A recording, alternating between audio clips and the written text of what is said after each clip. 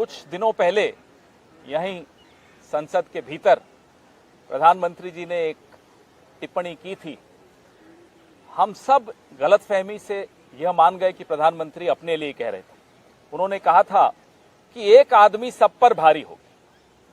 हमने सोचा वो अपने लिए बात कर रहे हैं, क्योंकि हमेशा प्रधानमंत्री अपने लिए ही ज्यादा बात करते हैं, आई मी my self prime minister.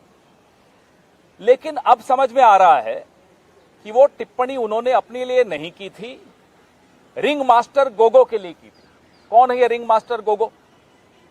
Ring master Gogo उनके दोस्त हैं गौतम अडानी।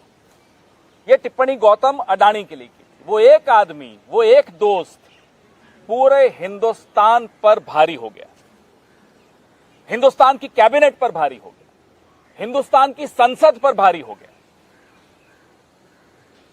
और वैसे हम उनको धन्यवाद भी देना चाहते हैं गौतम अडानी जी को।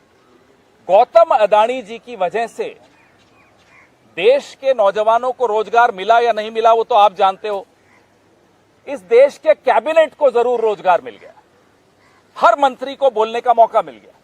नहीं तो फीते भी प्रधानमंत्री काटते थे, श्रेय भी हर चीज का प्रधानमंत्री लेते थे। अब धन्यवाद हो गौतम अडानी जी का कि मंत्रियों को बोलने का मौका मिल रहा है। एक मंत्री थी, है अभी भी, जब वो गैस सिलेंडर पर बैठती थी यहां सड़कों पर, तब वो मंत्री नहीं थी। अब गैस सिलेंडर का दाम बढ़ जाता है तब नहीं बोलती, तब वो सिली सिली बातें करती रहती। गौतम अडानी पर जो ही बात आई उन्होंने भी कल प्रेस वार्ता की। कानून मंत्री, कानून के अलावा हर चीज पर बोलेंगे। आज उन्होंने भी मुंह खोला। तब नहीं मुंह खोला था जब उनके अपने राज्य में चीन घुसता चला आ रहा था। एक गांव बसा दिया चीन ने उनके राज्य में, तब नहीं बोले थे। आज वो भी बोले। जेपीसी की मांग गौतम अडानी पर, हिंडनबर्ग रिपोर्ट पर कांग्रेस जब भी करती है, ये ध्यान बटाने के लिए संसद भी नहीं चलने देते। ये इतिहास में पहली बार हो रहा है कि रूलिंग पार्टी संसद नहीं चलने दे रही। क्यों नहीं चलने दे रही? क्योंकि डर है कि संसद के भीतर रिंग मास्टर गोगो का कोई नाम नहीं ले ले। घबराहट इसी बात की है कि कहीं जेपीसी की मांग नहीं कर दे राहुल गांधी। कहते हैं देश का अपमान कर दिया। याद है अरुण जेटली जी कहते थे भाई बाहर अगर प्राइम मिनिस्टर ने कुछ बोला है देश के लिए तो क्या गैग ऑर्डर है, क्यों नहीं बोलेंगे कि 60 साल में कुछ नहीं हुआ। ये अरुण जेटली जी कहा करते। लेकिन जिनके दोस्त इतने मजबूत हों उनको सब माफ। विदेश में कैम्ब्रिज यूनिवर्सिटी में भारत के छात्र पॉलिटिकल रिसर्च करते हैं, हर तरह की चर्चा करते हैं, गूढ़ चर्चा करते हैं।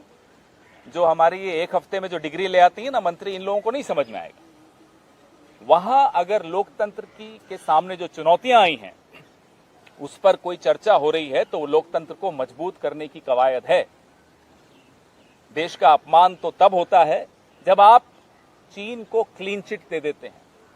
देश का अपमान तब होता है जब देश के विदेश मंत्री कहते हैं कि चीन तो हमसे बड़ा है, वो तो बड़ी इकोनॉमी है, बड़ी अर्थव्यवस्था है, हम उनसे कैसे लड़ सकते हैं। तब होता है देश का अपमान। देश का अपमान तब होता है जब देश की जुडिशरी को आप मजबूर करते हैं कि वो प्रेस के सामने आकर अपना रोना रोए। देश का अपमान तब होता है जब सुप्रीम कोर्ट इलेक्शन कमीशन कैसे बनाया आपने उस पर इतनी गहरी, इतनी कड़वी टिप्पणी करती है। तब आपको देश का अपमान नहीं लगा कि आपकी जो करतूतें हैं उससे कैसे अपमानित हो रहा है देश। आपको याद है अभी कुछ ही दिन पहले इलेक्शन कमिश्नर को आपने कैसे नियुक्त किया, उस पर सुप्रीम कोर्ट ने सरकार को अच्छी तरह से जली कटी सुनाई।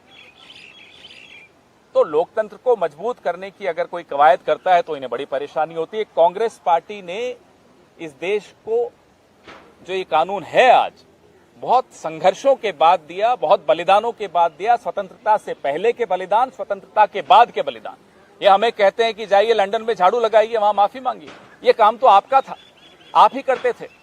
जब अंग्रेजों का राज था तब यही कर रहे होते थे आप। माफी भी मांगते थे, चिट्ठी भी लिखते थे।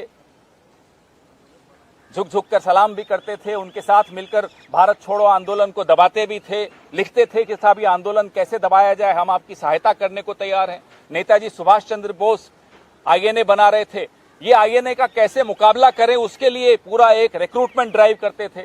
तो इनका इतिहास ये थोड़े बदल पाएंगे। इसलिए हमारी जो जेपीसी की मांग है, इनके परम मित्र के बारे में, अदानी जी के बारे में, उस मांग पर कोई समझौता नहीं हो सकता।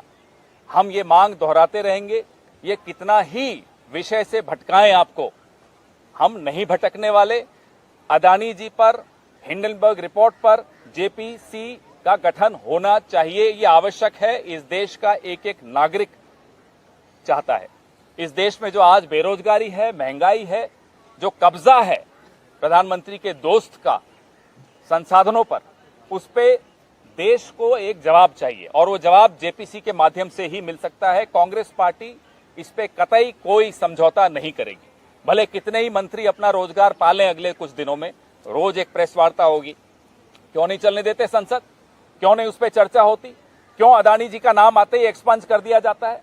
आपको याद है, अभी तो सिर्फ राहुल गांधी जी ने वो बोला कि माइक्स ऑफ कर दिए जाते हैं। किसान कानून कैसे पास किए थे राज्यसभा में, कैमरे तक ऑफ हो गए थे। फिर कहते हैं लोकतंत्र कोई खतरा नहीं है। लोकतंत्र को सबसे बड़ा खतरा आपसे है प्रधानमंत्री जी, और आपके दोस्तों से है। धन्यवाद।